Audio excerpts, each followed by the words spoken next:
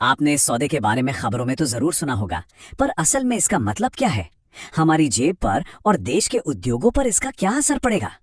देखिए, सालों की बातचीत के बाद ये डील फाइनल हुई है और हमने इसके हर एक पहलू को बहुत बारीकी से देखा है ताकि हम ये समझ सकें कि इसका असली मतलब क्या है।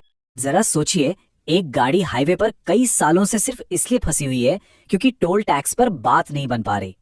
कुछ ऐसा ही हाल भारत और ईयू के व्यापार का था, और वो गाड़ी ऑटोमोबाइल सेक्टर के टोल टैक्स यानी इंपोर्ट ड्यूटी पर अटकी हुई थी।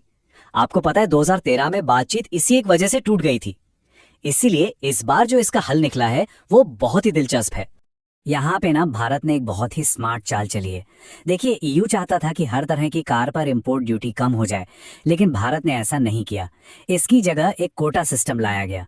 मतलब ये है कि भारत अपने घरेलू ऑटो उद्योग को भी बचा रहा है और यूरोपीय कारों को बाजार में आने का मौका भी दे रहा है। ये एक शानदार बैलेंस है सही मायनों में। तो इसका मतलब साफ है, हर यूरोपीय कार सस्ती नहीं होने वाली। नहीं, ये छूट सिर्फ और सिर्फ प्रीमियम और लग्जरी गाड़ियों के लिए है जिनकी कीमत 25 लाख से ज्यादा होगी। इससे जो आम आदमी की कार बनाने वाली कंपनियां हैं उन पर कोई सीधा असर नहीं पड़ेगा, जबकि लग्जरी सेगमेंट के ग्राहकों को जरूर फायदा होगा। और हाँ, ये बदलाव कोई रातों रात नहीं होने वाला। ड्यूटी को धीरे धीरे, मतलब 5 सालों में किश्तों में कम किया जाएगा। इससे भारतीय बाजार को एडजस्ट होने का पूरा पूरा समय मिलेगा। ये वाकई एक बहुत सोचा समझा कदम है। अब बात करते हैं इलेक्ट्रिक गाड़ियों की। यहाँ एक बहुत दिलचस्प पेंच है। इन्हें अगले 5 साल तक ड्यूटी में कोई राहत नहीं दी गई है। अब आप पूछेंगे क्यों? ताकि मेक इन इंडिया के तहत जो हमारा अपना ईवी बाजार तेजी से बढ़ रहा है ना, उसे विदेशी कंपटीशन से बचाया जा सके।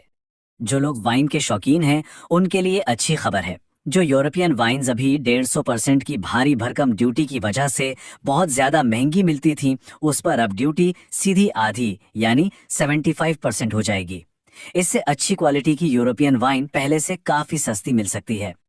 और यह फायदा सिर्फ वाइन तक ही नहीं है। यूरोपियन बियर पर ड्यूटी 100% से भी ज्यादा से घटकर 50% पर आ जाएगी और दूसरी स्पिरिट्स पर 40% तक। मतलब आने वाले समय में बार और रेस्टोरेंट्स के मेन्यू में कीमतें बदल सकती हैं। अब स्टील की बात करते हैं। देखिए, यहाँ भारत को कार्बन टैक्स से छूट तो नहीं मिली, जो एक झटका था, लेकिन इसका भी एक रास्ता निकाला गया। ईयू ने कहा कि वो भारतीय स्टील इंडस्ट्री को पर्यावरण के अनुकूल टेक्नोलॉजी अपनाने में मदद करने के लिए 500 मिलियन यूरो की वित्तीय सहायता देगा। हमारे विश्लेषण के मुताबिक जेम्स इन ज्वेलरी, लेदर, टेक्सटाइल्स से लेके केमिकल्स और मरीन प्रोडक्ट्स तक, इन सभी सेक्टर्स पर लगी इंपोर्ट ड्यूटी जो कहीं कहीं 26% तक थी, अब डील लागू होते ही पहले दिन से ही शून्य हो जाएगी। ये इन उद्योगों के लिए एक बहुत बड़ा गेम चेंजर साबित हो सकता है।